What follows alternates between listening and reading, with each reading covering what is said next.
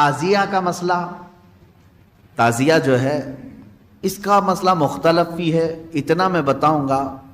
Confuse نہیں ہونا۔ تعزیہ کو شرائط کے ساتھ اگر بٹھایا جائے تو جائز ہے، لیکن وہ شرائط پورے کرتے نہیں لوگ، اور ہم نے اگر اتنا ہی شوشہ کھول دیا تو بڑے بڑے دروازے لوگ کھول دیں گے۔ بات صرف اتنی تھی تعزیہ کی، امام حسین کا جو روضہ ہے اس روزے کی شکل کی کوئی چیز بنا کر کے آپ نے رکھ دیا، تو کسی بھی بزرگ کے روزے کی شکل بنا کر کے رکھنا مستحسن ہے، کوئی حرام کام نہیں ہے، ناجائز نہیں ہے۔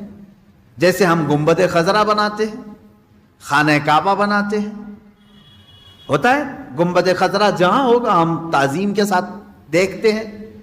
لیکن اس کے ساتھ اگر ایسے معاملات ہوں کہ اس کو لے کر کے سڑکوں پہ ہم گھومیں گے، ناچیں گے، اور پھر اس پر چڑھاوے کریں گے،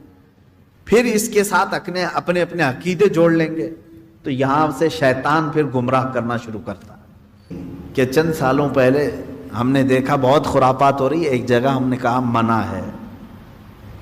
انہوں نے فوراً اس کو ختم کر دیا، نہیں کریں گے۔ ہاں میں نے کہا کہ ٹھیک ہے، مولا حسین کے روزے کی شکل بناؤ، ہر گھر میں بنا کر کے رکھو،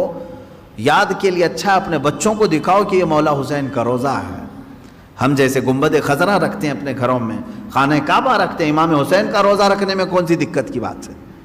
میں اتنا زیادہ مخالف نہیں ہوں اس چیزوں کا، رکھو، آپ پیتل کا بناتے بناؤ، تانبے کا بناتے بناؤ، سونے کا بناتے ہو بناؤ، اس میں حرج نہیں۔ ہم جس چیز کی مخالفت کرتے ہیں وہ خرافات و حرام کاریاں جس کو باہر سڑکوں پر کیا جاتا ہے، میں اس کا مخالف ہوں۔ خیر بات آئی، بند ہو گئی، لیکن ہوتا کیا تھا معلوم ہے؟ چند دنوں کے بعد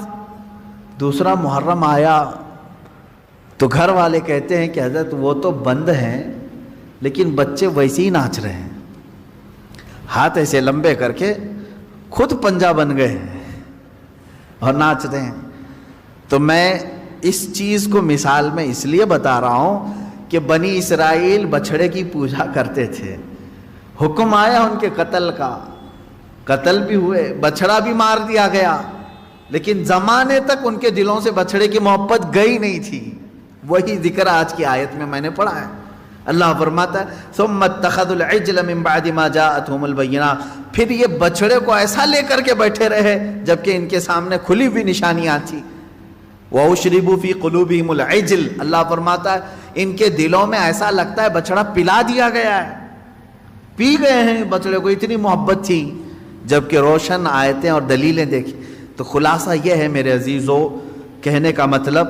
کہ بعض چیزیں گمراہیاں ایسی ہیں جن کو چھوڑنے کے بعد بھی وہ کچوکے لگاتی رہتی ہیں، برے گناہ بھی ایسے ہیں جن کو چھوڑنے کے بعد وہ دوبارہ دماغ میں وسوسے ڈالتے رہتے ہیں۔ ان کاموں کو حتمی طور پر اپنے تصور میں بھی نہ آئے، اعوذ باللہ من شر الشیطان الرجیم کثرت سے پڑھیں، اعوذ باللہ من شر الشیطان الرجیم، من شر الشیطان الرجیم، اے اللہ میں پناہ مانگتا ہوں تیری مردود شیطان کی ان شرارتوں سے جو میرے دماغ میں ڈال رہا ہے۔ تو یہ اسی کی طرف سے ہوتی ہیں، وہ پرانے راستے پر لے جانا چاہتا ہے، گمراہی کی طرف لانا چاہتا ہے، وہ خرابیاں جن کو تم چھوڑ کر کے آئے ہو یاد دلاتا ہے ایک بار اور چلا جاؤ۔ اس کے لیے کثرت سے یہ پڑھا کریں، جب جب ایسا وسوسہ آئے کہیں اعوذ باللہ من شر الشیطان الرجیم۔ آج ہی صبح گناہ سے توبہ کیا، سوچا کہ نہیں کروں گا یہ گناہ، لیکن رات ہوتے ہی پھر خیال آیا ایک بار اور کر لوں، میں بتا رہا ہوں فوراً اس وقت یہ پڑھو اعوذ باللہ من شر الشیطان الرجیم، اے اللہ میں تو چھوڑ چکا تھا شیطان مردود، پھر مجھے لا رہا ہے وسوسے، میں تیری پناہ مانگتا ہوں مردود شیطان کی شرارتوں سے۔ یہ باتیں یہاں تک ختم ہو گئیں۔